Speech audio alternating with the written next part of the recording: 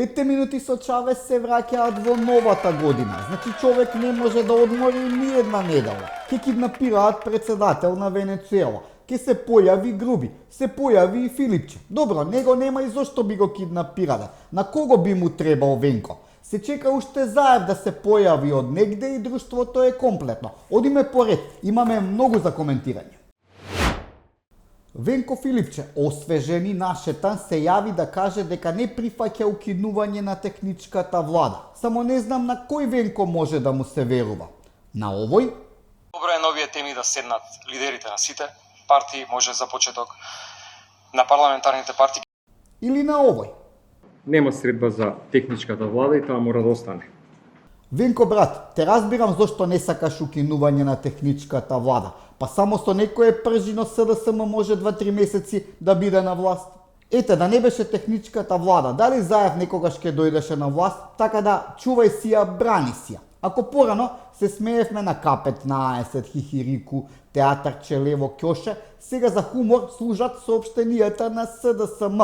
Значи на бикачка се експерти за српски јазик. Соопштенијата како да им ги преведува Заев од Горњи Милановац. Наместо нема да се јави, пишале нема да се одазове. Одазовени сте ви одамна, само нема кој да ви каже.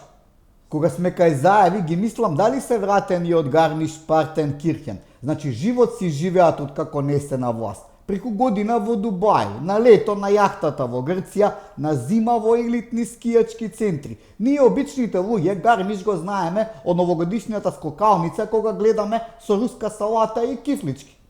Ги видовте Зоки и Зорка во тие белите комбинизони? Елита! Да не мислевте дека ќе одат на скијање во Михајлово или на Шапка. Тоа не е ниво за Бојан Крижај од Тему.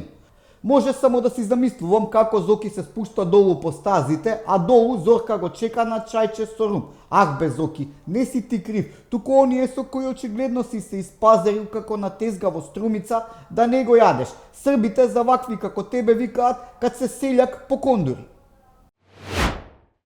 Еве, уште не е вратен ни Артан Груби. Косовски медиуми го лоцирале во Приштина со променет стајлинг, со капче и брада. Вака некако изгледа некогашниот водач на шверцерите. Груби кога си замина во писмото на Фейсбук рече да не му вадат муабетиот и ќе се врати за неколку дена. Може со него бил и другар му препарима од лотарија, ама тој онака никој не знае како изгледа. Очигледно е дека оние од горе не сакаат да го донесат во Македонија. Кој знае што знае и какви дилови се во прашање.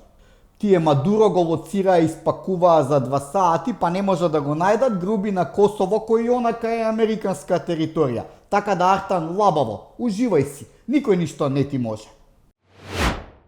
Значи, како им се гаѓа на американциве да нема демократија све во земји каде што има нафта. Многу е заебано кога имаш нафта, а не кеш да ја дадеш за џабе.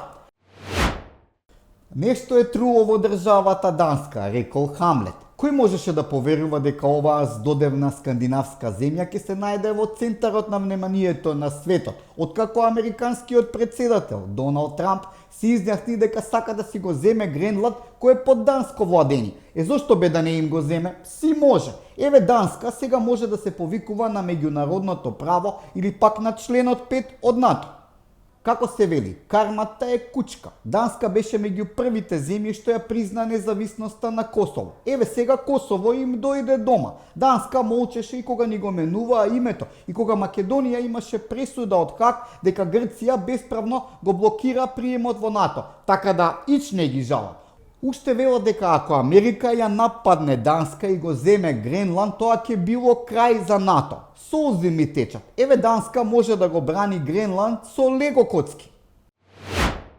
За крај, кога не сака, Филипче загуби и на повторените локални избори. Како што тргнало, Венко може да победи само ако се кандидира за председател на куќиниот совет во зградата на Заев во Дубај. И тоа само ако нема против кандидат. Дај бе Зоки, пушти го нека победи другарти кај тебе во зграда. Ке ти се најде во броење пари од станарите. Вам барем ви оди со кеш.